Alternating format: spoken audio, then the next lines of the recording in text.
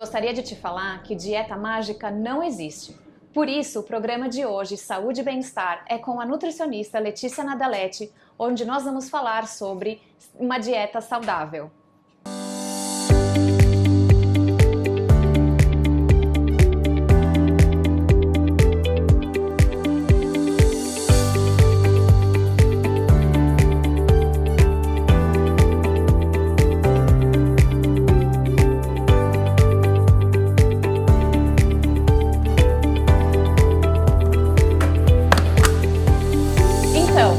Tire os enlatados, os processados da sala e vem comigo. Esse é o seu programa Saúde e Bem-Estar começando. Então, para a gente começar esse papo, Letícia, eu gostaria de ouvir de você. O que é uma alimentação saudável?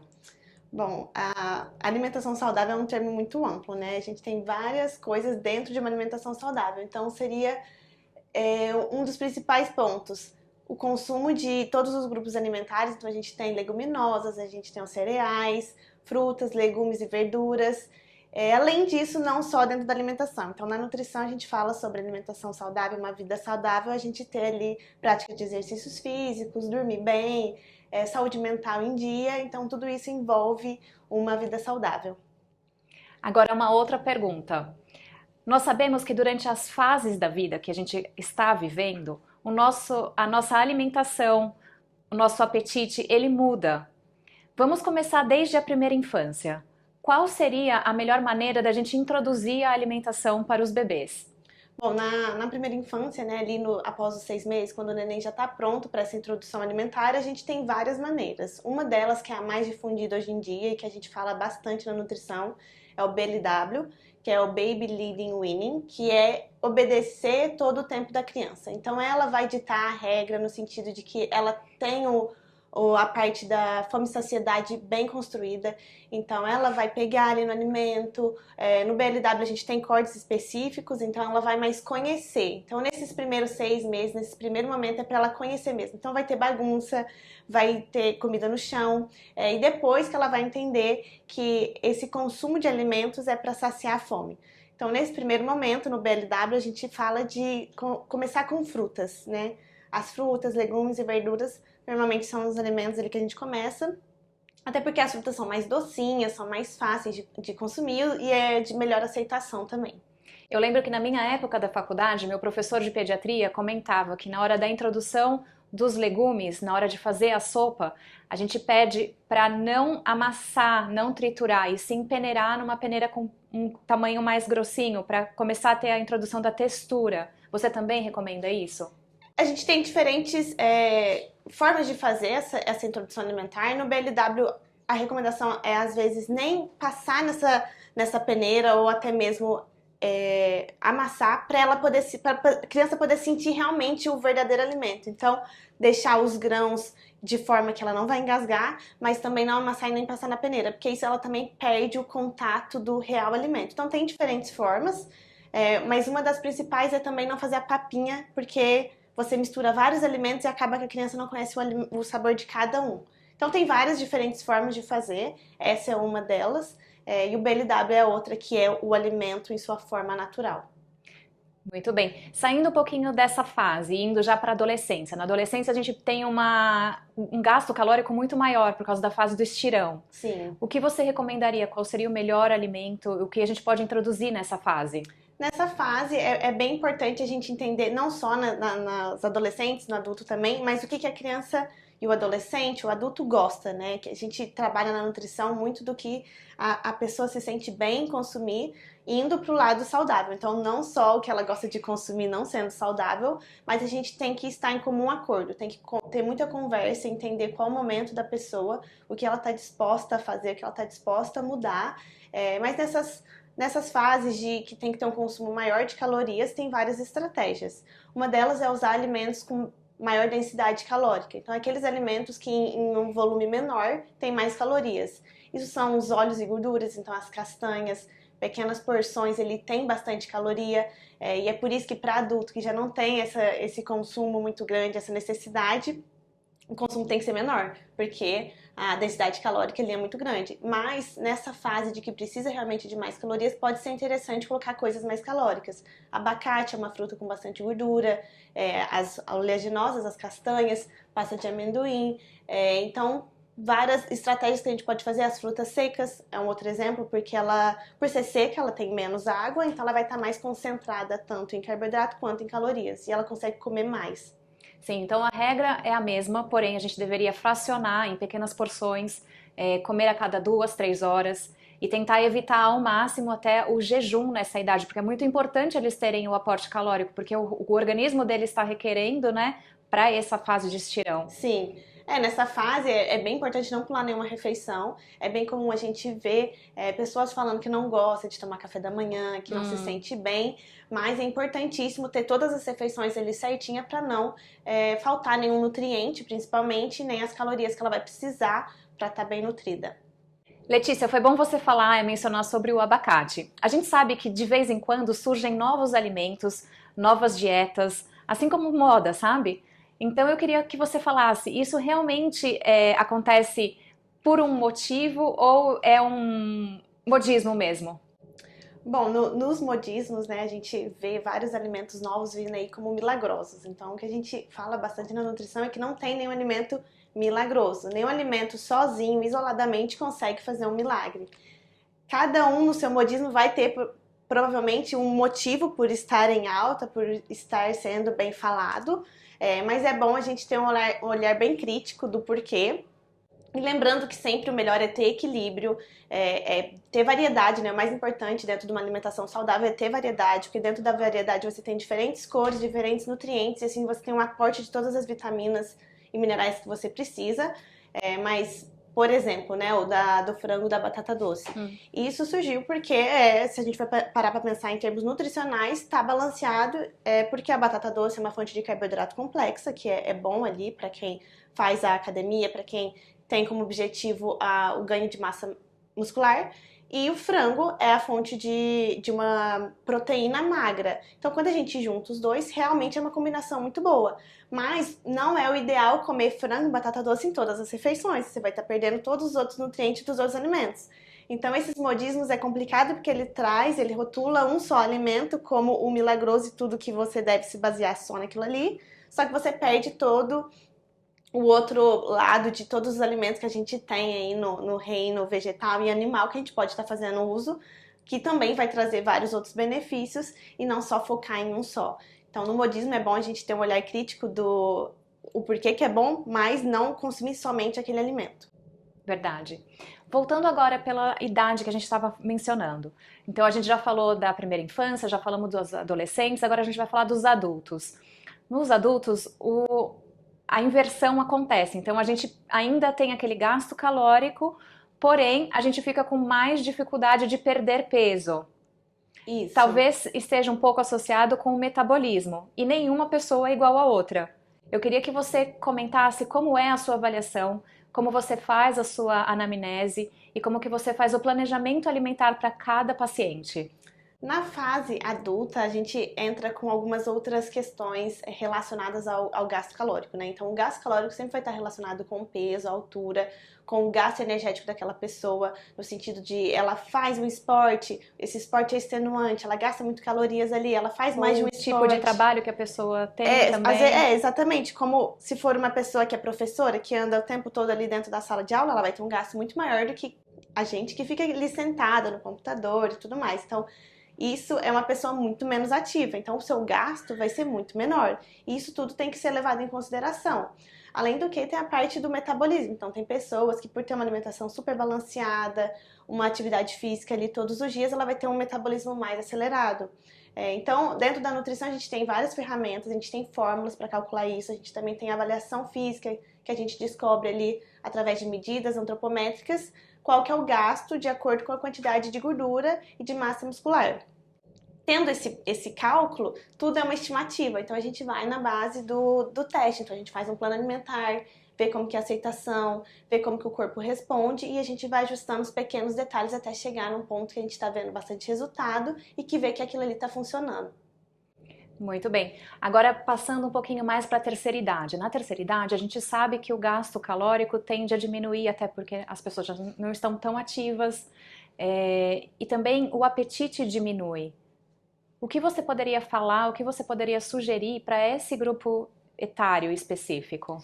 Nesse grupo, nessa faixa etária, né, realmente é bem comum a gente ver várias coisas acontecendo no corpo. Uma delas é que o metabolismo realmente cai. Nosso corpo, conforme a gente vai envelhecendo, todos os processos metabólicos, eles vão caindo de velocidade também. E isso afeta muito no peso, no apetite.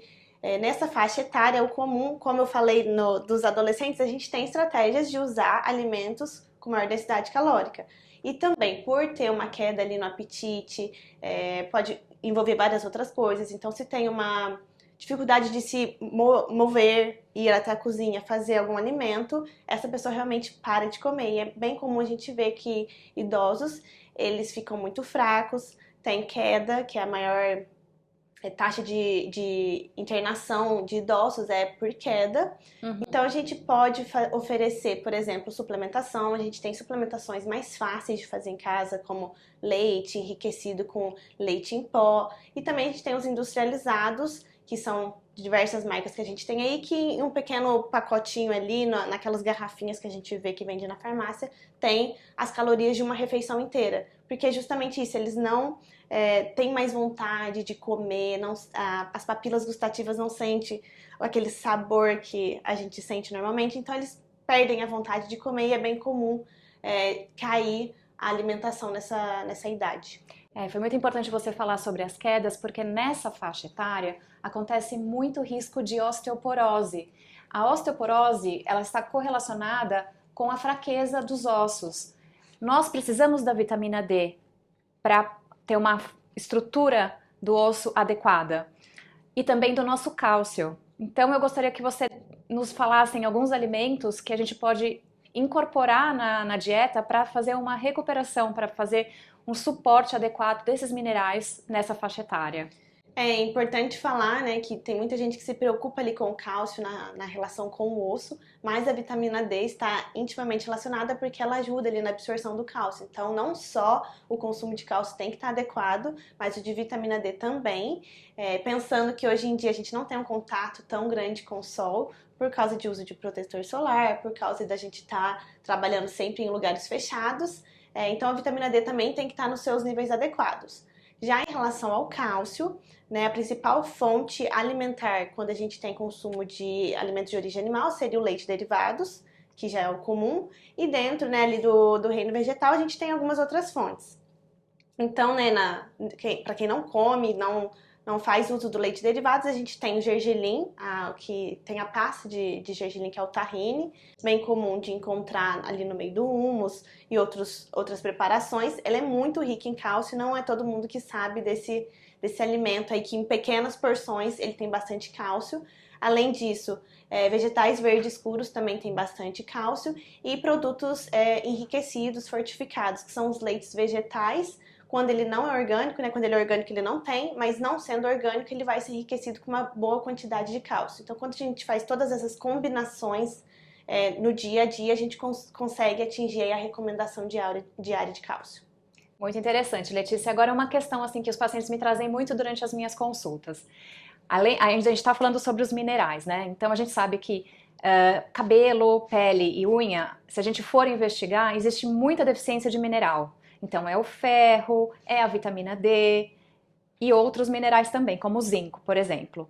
Os meus pacientes, eles me perguntam muito qual é a melhor dieta para ter uma pele glow, uma pele radiante. Qual que é a sua sugestão? Você acredita que a dieta poderia influenciar na nossa pele? Com certeza, assim como a pele, o cabelo, a unha, tudo isso está intimamente relacionado com a nossa alimentação. Por causa realmente dos nutrientes, vitaminas e minerais. E como eu falei, a chave é ter variedade. Quando a gente tem variedade e come diferentes cores ali no prato, a gente está conseguindo nutrientes diferentes ali. Porque a gente tem que pensar que cada cor vai trazer uma vitamina e um mineral específico. Então, quando a gente tem ali, por exemplo, as berries, as frutas mais escuras, é bem rica em antioxidantes. E cada corzinha vai ter o seu nutriente em maior quantidade. Então, quando a gente tem uma alimentação variada, de tudo um pouco a gente consegue ter um pouquinho de vitamina e mineral de cada um. Muito bom. Outra coisa interessante que os pacientes me perguntam, por exemplo, a dermatologista adora prescrever ácido retinóico, que é um derivado da vitamina A. Só que o ácido retinóico, o derivado da vitamina A, ele é melhor para a pele quando ele é aplicado em forma de creme e não quando a gente ingere a vitamina A. Porque a hipervitaminose A também tem alguns riscos, eu gostaria que você comentasse. Todas as vitaminas minerais é bom que a gente tenha um acompanhamento nutricional e médico para saber qual é o nível adequado, até porque a gente tem as pessoas que fazem a automedicação daqueles multivitamínicos e às vezes tem uma quantidade muito grande. Letícia, ainda falando sobre modismo, você acabou de falar sobre as hipervitaminoses. A gente sabe que hoje em dia tem muita publicidade estimulando o consumo de multivitamínicos, de shake, de proteína. Você acha que isso contribui para a nossa alimentação, para a nossa saúde, de maneira saudável? Essa parte do modismo ela é bem complicada porque ela traz várias coisas como milagrosas e como aquilo ali que vai resolver o caso de todo mundo. Por exemplo, os suplementos. A gente fala que na nutrição o suplemento é a cereja do bolo. Então ela vai fazer o complemento do que a gente não consegue atingir somente com a alimentação. Dentro da parte ali de nutrição esportiva, a gente tem os suplementos de proteína. Então, esse suplemento de proteína é mais indicado para aquelas pessoas que têm um baixo consumo proteico e não conseguem atingir a recomendação que a gente deseja somente com a alimentação. Então, nesses casos, seria interessante. Mas não é algo que é uma regra, por exemplo. A pessoa começou a ir na academia, ela tem que fazer o uso de suplemento. Aquele suplemento proteico, ele nada mais é que a proteína do soro do leite mesmo, isolada. Então, se uma pessoa não consegue atingir, é interessante, mas se ela consegue ter um bom consumo de carnes, de leites, de outras fontes proteicas, ela não precisa fazer o uso do suplemento de proteína. Isso vai para os outros suplementos também. A parte de vitaminas, a gente normalmente recomenda se aquela vitamina específica está baixa. Então, a gente vai suplementar aquela vitamina. Se a pessoa faz um uso de um multivitamínico sem razão aparente, ela não vai estar suplementando a que ela está com deficiência e ela pode estar causando um conflito entre as outras vitaminas ali, porque quando a gente consome várias juntas, uma pode estar prejudicando a absorção da outra. Então, é bom a gente saber se realmente tem a necessidade e fazer o uso somente daqueles que a pessoa realmente precisa. Ainda nessa parte de modismo, eu escuto muitos pacientes comentando sobre a quantidade de ovos que deve ser ou que pode ser consumida por dia. Qual é a sua experiência e o que você recomenda para os pacientes? A parte de ovo, ela é bem complexa, ela é bem controversa, né? A gente já viu aí uma outra dieta da moda, que é a dieta do ovo, que é só consumir ovo. E o ovo, a gente tem várias questões relacionadas a ele. Então, o ovo, em uma unidade só, ele tem a quantidade de colesterol necessária de recomendação para um dia só. Então, o colesterol que está ali, se você comer um ovo, você já atinge a quantidade máxima recomendada por dia. Porém, se você não tem nenhum problema de colesterol alto, nem na família, nem você mesmo, né, uma doença ali, tudo bem você comer mais que um, mas tudo é questão de equilíbrio. Já para quem tem alguma doença, o melhor é não passar de um ovo, sendo preferível procurar outras alternativas de proteína na alimentação. Mas também depende aí do objetivo da pessoa, se ela quer ter uma alimentação saudável ou se ela quer atingir algum outro objetivo que seja, por exemplo, só o corpo, relacionado só à estética. Sim, foi muito bom você tocar nesse assunto. Hoje em dia a gente vive muito conectado, então a gente se baseia muito no que a gente vê e no que a gente é influenciado em mídia social. Às vezes o limiar de uma vida saudável, uma alimentação saudável, que a gente observa ali através das fotos, dos stories, das imagens, não é o que a gente profissional recomenda. Você também vê muito essa discrepância de informações na mídia social? Dentro da nutrição, né, dentro da parte de alimentação, a gente vê muita coisa nas mídias sociais, tem muita gente que não é do ramo, não tem uma formação, realmente não é um nutricionista, indicando vários produtos. E isso é uma coisa bem complicada em consultório, porque a gente recebe muitas pessoas fazendo diferentes tipos de dietas, diferentes tipos de estratégias, visando o fim, que normalmente é o emagrecimento, ou ganho de massa muscular, fazendo uso dessas informações que tem na internet, porque é de fácil acesso, mas que não tem embasamento científico ou às vezes não vai trazer o resultado e pode até atrapalhar a pessoa porque gera transtornos alimentares, gera outras questões aí que tem que ser trabalhada não só em consulta, mas juntamente com o psicólogo ou psiquiatra, e aí envolve outras partes também. Letícia, a gente ainda sabe que a mídia social influencia, às vezes, de uma maneira compulsiva, né? Então a gente sabe que aquela imagem às vezes não é uma imagem real, às vezes tem Photoshop, tem alguns retoques, mas na cabeça daquela adolescente ou daquele adulto, uma pessoa que está muito vidrada na mídia social, começa a gerar alguns transtornos, né? E aí vem com isso um dismorfismo, onde a paciente, a pessoa se olha no espelho, ela não se enxerga mais como ela está, ela se enxerga com alguma deficiência, ou porque ela se acha que está um pouco mais acima do peso, ou porque o nariz não está do jeito que gostaria que esteja, o lábio, as rugas. Então eu gostaria que você nos falasse um pouco sobre o quanto isso pode ser maléfico a levar a uma dieta que seja restritiva e gerar um tipo de compulsão. Nessas mídias sociais a gente consegue ver muita gente colocando fotos de corpos, né? E isso gera com certeza uma comparação. É muito comum a gente ver no consultório uma pessoa que chega com a foto de alguém falando quero ficar igual a essa pessoa. E é bem complicado, porque a comparação, cada um é muito individual. Então o melhor é comparar você com você mesmo daqui a X meses, daqui a X anos. Você tem que comparar com você mesmo, do passado com o futuro, para ver o que você vai conseguir melhorar. E na parte de transtornos alimentares, restrição e compulsão, é importante a gente falar que a compulsão alimentar mesmo, ela é uma doença, né? Então não é só fiz restrição de carboidratos e vou comer muito pão depois de ficar uma janela muito grande sem comer. Então assim, a compulsão por si só, ela é uma doença. A gente tem que, dentro do consultório, a gente tem que saber fazer essa diferenciação do que realmente é uma compulsão como patologia, do que como é uma compulsão somente porque ela fez uma restrição muito grande. Mas sim, é bem comum a gente ver essas dietas restritivas. Levar à compulsão. Levar ao compulsão ao comer muito aquele grupo que ela restringiu, principalmente com doces, com carboidratos, pães e tudo mais. Então, eu não gosto realmente de trabalhar com a parte de dietas restritivas, porque eu não acho que traz um resultado duradouro. Isso também leva, né, essas dietas restritivas leva ao efeito sanfona. Justamente por isso, porque ela vê aquela dieta como algo temporário, então ela vai fazer aquilo por uma semana, por um mês, ela vai excluir aquele grupo de alimento por todo um período longo, e depois, quando ela vê que ela atingiu aquele objetivo de perder X quilos, ela volta a comer tudo de novo e ela engorda. Então, essas dietas restritivas não levam a uma perda de peso duradoura, definitiva, faz com que a pessoa desenvolva ali uma relação com a comida muito ruim, porque ela começa a demonizar um certo alimento, que na verdade não é o alimento específico que levou ela a chegar no ponto que ela tá.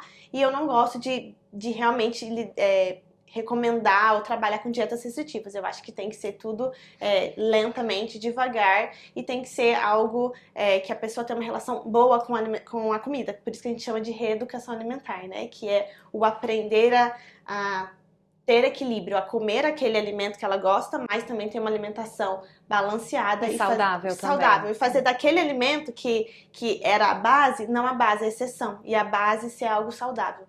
Muito bem. Além de que, existe também aquela compulsão que o paciente desenvolve por algum fator emocional ou por algum estresse, né? Sim. E aí ele desenvolve a compulsão alimentar, então ele quer descontar tudo aquele sentimento ruim na comida. Sim. E isso também requer um trabalho em equipe, tanto do nutricionista quanto do psicólogo, do terapeuta. Com certeza. Hoje em dia, na nutrição, a gente tem visto cada vez mais aumentar a parte de nutrição comportamental, né? E cada vez mais a gente tem que trazer a parte de coaching, a parte de psicológica, tudo ali na consulta para trabalhar com a pessoa, não só o alimento, né? Não só o consumir e colocar o alimento para dentro, mas a relação com a comida. Por que ela tá comendo? Ela tá comendo com emoção ou ela tá comendo porque ela está com fome? Então, dentro da alimentação, dentro da nutrição é bem complexo, porque tem várias coisas relacionadas. A alimentação também é cultura, né? A gente vê aí Natal, por exemplo. É um evento social que a gente está comendo não só porque a gente está com fome, mas porque tem família, porque é um evento, porque tem coisas diferentes, tem coisas específicas naquele dia. Então, é complexo, envolve não só a nutrição, mas envolve a parte comportamental, psicológica e outros profissionais também. Foi até bom você ter tocado nesse assunto. Fim de ano, começo de ano, muitas pessoas fazendo novas resoluções. Eu queria te perguntar, qual é o primeiro passo para começar um 2023 de uma maneira mais saudável? Bom, considerando que o termo saudável envolve várias coisas, pensando na parte alimentar ali, né, no que a gente pode começar a fazer para ter uma alimentação mais saudável, o que eu gosto de fazer, na verdade, é incluir e não tirar, né? Então a gente pode começar a incluir mais frutas, a recomendação aí seria 3 frutas por dia, então começar tentando incluir essas frutas ali, uma depois do almoço, uma no café da manhã, uma depois da janta, isso já é um grande passo, né, ter as frutas no dia a dia, porque ela traz muitos nutrientes, muitas vitaminas, minerais, a vitamina C ali tá em uma grande quantidade bem grande, tomar água, fazer o uso das garrafinhas, ter a garrafinha sempre perto ali, tentar tomar pelo menos 2 litros. Além disso, aumentar o consumo de fibras, que seria legumes, verduras, as leguminosas, que são os feijões, grão de bico, ervilha. E as sementes também, que em pequenas quantidades elas têm muito nutrientes. E além da alimentação, começar a tentar fazer uma atividade física que goste, pelo menos 3 vezes na semana, tentar manter aí a mentalidade, a saúde mental também em dia. Então, diminuir o estresse, diminuir as coisas que causam o estresse e começar o ano aí com o pé direito. Muito obrigada, Letícia. Foi excelente as suas explicações, as suas sugestões. Eu gostaria muito de te agradecer e de te convidar para mais um programa para a gente falar sobre saúde e esporte. Com certeza estaremos por aqui. Muito obrigada. Eu que agradeço. Pegou a dica? Eu já peguei para mim. Pessoal, eu estou adorando receber as informações, as mensagens. Muito obrigada pela participação de vocês. E eu gostaria muito que vocês continuassem. Eu quero divulgar e eu quero falar a sua pergunta aqui no programa. Vou ficar aguardando, hein? Muito obrigada!